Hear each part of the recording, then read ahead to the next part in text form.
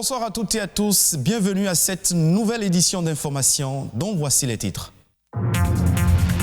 Vous avez envie d'investir dans la terre, mais vous rencontrez des difficultés pour accéder au financement. Comment y parvenir? La réponse dans cette édition.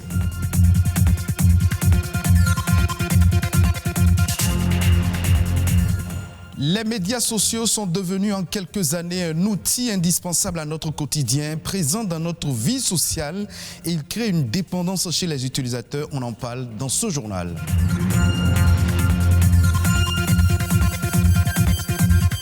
La superstition, une croyance fondée sur la crainte ou l'ignorance, elle prête un caractère surnaturel ou sacré à des phénomènes. Qu'est-ce qui fonde cette croyance? Élément de réponse dans un instant.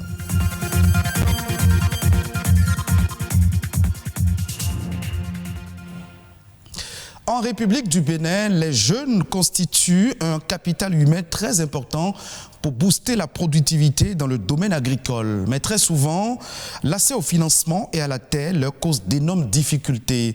Quels sont donc les différents mécanismes pour permettre aux jeunes d'avoir accès au financement et à la terre? Élément de réponse avec Djibril Azonsi, il est ingénieur agroéconomiste.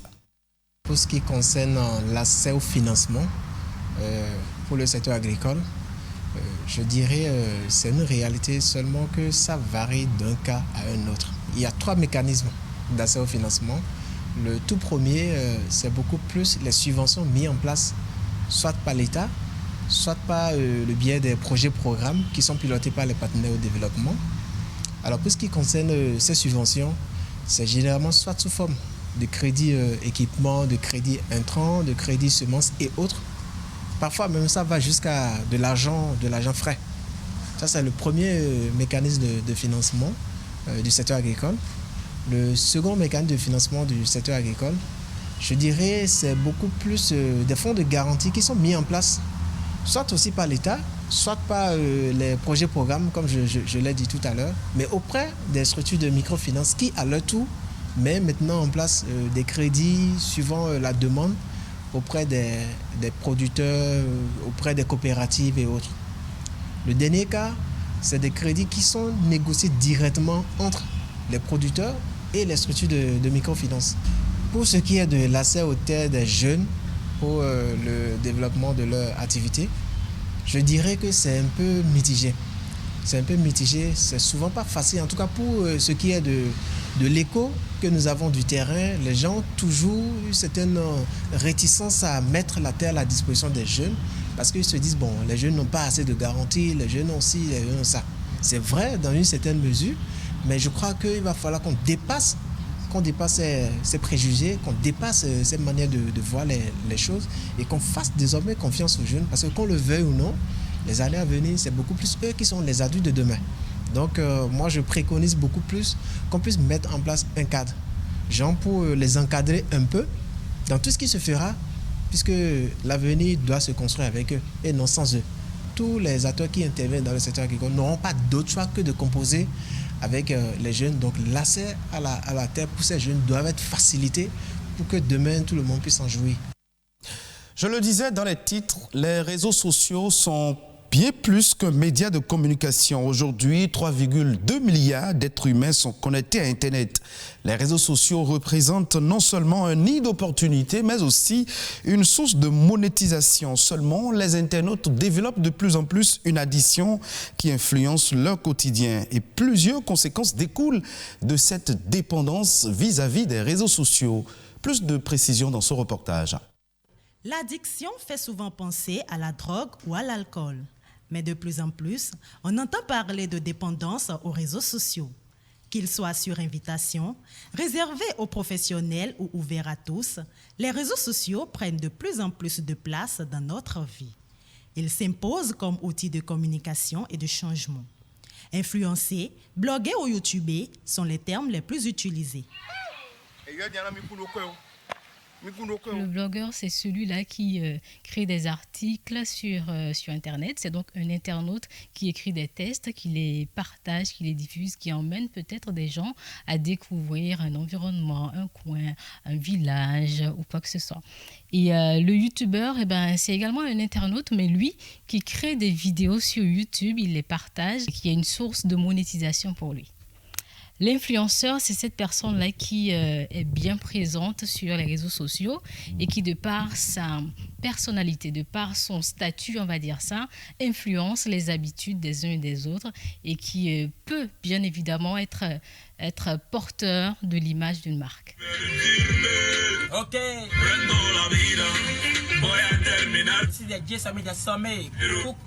De suiveurs de fil d'actualité, on passe facilement à suiveurs de tendances, de mode de vie ou de point de vue. S'ils apportent de nombreux avantages, les réseaux sociaux ont aussi des impacts négatifs. De femmes, par exemple, on a envie d'être comme ces grandes dames-là qui, par les réseaux sociaux, ont pu atteindre un but, qui, par les réseaux sociaux, sont totalement affirmées aujourd'hui, donc influence positive de ce côté-là. Influence négative, alors moi, je suis tombée sur un reportage sur TF1, par exemple, où la jeune fille, elle était en communication avec quelqu'un qu'elle ne connaissait pas, bien évidemment, mais qui, depuis son profil, le profil qu'elle affichait, la mettait en confiance. Alors un jour, cette personne-là lui a dit, écoute, tes parents, quand ils sont sortis, laisse la porte ouverte et moi, je viendrai. Ses parents n'étaient pas loin. Elle a permis à cet individu-là de venir, tout simplement parce qu'elle a été mise en confiance avec ce que proposait celui-là sur Internet. Il existe des influenceurs et ces derniers créent des influencés. À force d'utilisation quotidienne, certains confondent réseaux sociaux et vie privée et d'autres mêlent la fiction à la réalité. Votre vie privée reste votre vie privée. Vous n'avez pas besoin de l'étaler sur Internet. Aujourd'hui, je vois des familles, je vois des parents qui s'amusent à poster des photos de leurs enfants, de leur maison. Je trouve que c'est un danger. On n'a pas idée. Vous vous exposez totalement, vous exposez vos enfants. Vous montrez l'école de vos enfants. Vous montrez en train d'emmener les enfants à l'école. C'est un vrai danger. Il ne faut surtout pas faire ça. Dans un monde de plus en plus individualiste, où l'on ne peut se passer du digital, l'utilisation des réseaux sociaux ne devrait pas être nocive si on en fait bon usage. Parlons à présent de la superstition, une croyance fondée sur la crainte ou l'ignorance qui prête un caractère surnaturel ou sacré à certains phénomènes, à certains actes et à certaines paroles. Pourtant, au Bénin, plusieurs personnes en foi en cela. La croyance au présage peut se révéler comme un handicap au développement personnel. Plus de précision dans ce reportage. Si mon premier-né est un garçon ou si je viens juste après un garçon, alors l'homme m'est favorable. On entend bien souvent ces genres de déclarations. La superstition est la croyance en des signes et faits fondés sur l'irrationalité. Réalité ou pas, elle est bien ancrée dans la société béninoise. Tu peux même rencontrer un homme et bien vendre si son porte-bonheur est une femme. Mais comment en est-on arrivé à ériger ces assertions en croyances? C'est souvent basé sur un formatage de son subconscient. Et ce formatage du subconscient vient par rapport à plusieurs expériences que chacun fait à son niveau. Nous devons reconnaître tout simplement que ce que vous pensez vous fait et ce que vous dites vous fait également. L'homme, il n'est rien sans son mental. Donc, il y a des capacités psychologiques qui permettent à l'individu de tenir debout. Et aujourd'hui, la superstition qui au départ était illusoire est devenue une réalité pour certaines personnes. Sinon que concrètement, c'est une illusion. Et vous savez que l'illusion n'existe pas. Certaines personnes n'entretiennent pas ces illusions. Elles n'en font pas un principe cardinal qu'il faut respecter scrupuleusement. Il y a certains qui renvoient leur premier client si ce dernier n'est pas du genre idéal. Moi, je ne fais pas de différence. À force d'y croire, la superstition peut devenir un frein sur le plan professionnel. Je suppose que vous voulez aller à un rendez-vous d'affaires et que vous croisez un homme au lieu d'une femme. Systématiquement, on se met dans une position de journée selle. On se dit, ce marché, ça ne va rien donner. Et dès cet instant, psychologiquement, on est bloqué dans le mental. Et une fois arrivé au cours de la négociation, on ne donne plus le meilleur de soi-même parce qu'on se dit à l'avance déjà que cela ne marchera pas. Ce qui est déjà un frein au bon épanouissement de l'individu au sein de la société. Donc oui, la superstition peut être un frein à l'épanouissement de l'individu. Balayer du revers de la main des croyances qu'on a adoptées durant toute une vie n'est pas chose facile.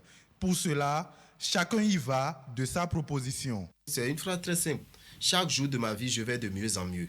Quand vous rêvez, vous dites ça. Chaque jour de ma vie, je vais de mieux en mieux. Que la première énergie avec laquelle vous êtes réveillé, c'est une énergie qui prend effet pour toute la journée.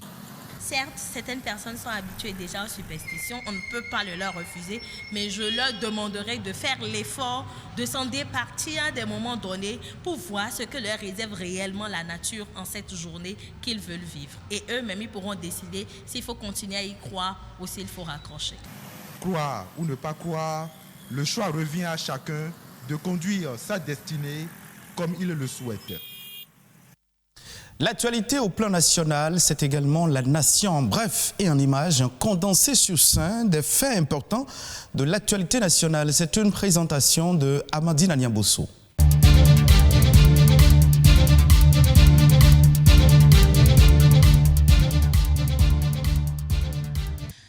La mise en œuvre du budget général de l'État exercice 2021 a été officiellement lancée à la faveur d'une visioconférence.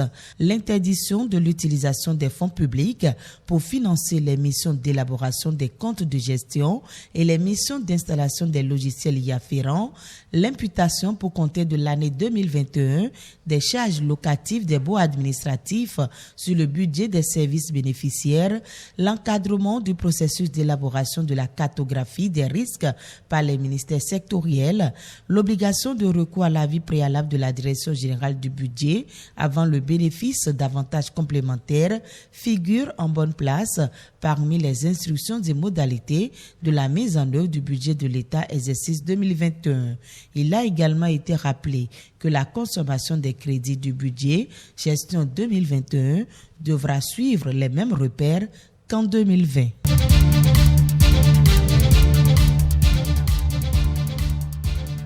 Travaux de réaménagement de l'aéroport international de Cotonou, la transformation vise à offrir un espace beaucoup plus confortable aux voyageurs et à renforcer l'attractivité de la destination Bénin. Les divers travaux effectués ont été présentés ce mercredi en Conseil des ministres. Ces travaux d'aménagement ont pris en compte la majorité des installations de l'aéroport, dont, entre autres, l'extension de l'aérogare qui passe désormais de 5 000 à 1,5 million de passagers, la rénovation du parking qui passe de 250 à 1000 places pour les engins 4 roues, la mise aux normes de pistes et accotements. S'agissant du parking, il faut noter qu'une partie de l'espace pouvant accueillir 180 véhicules a été ouverte aux passagers et autres usagers des lieux.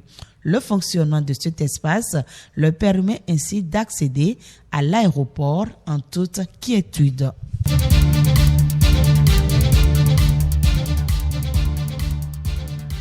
Lutte efficace contre le phénomène du harcèlement sexuel en milieu universitaire et dans les institutions de la République. Les députés veulent des mesures plus fortes et rigoureuses. Le dossier était au cœur de la séance plénière du mardi 5 janvier dernier au Parlement à la faveur d'une question orale avec débat.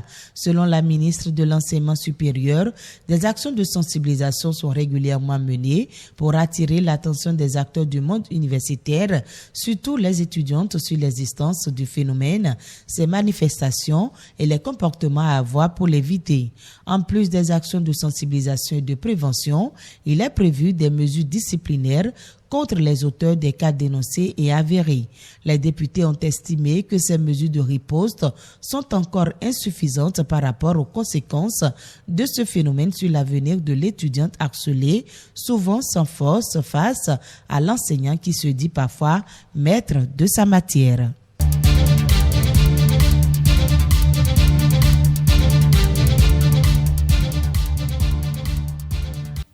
C'est la fin de cette édition d'information. Merci de votre fidélité. Retrouvez cette édition en replay sur le site de l'ORTB, www.ortb.bj.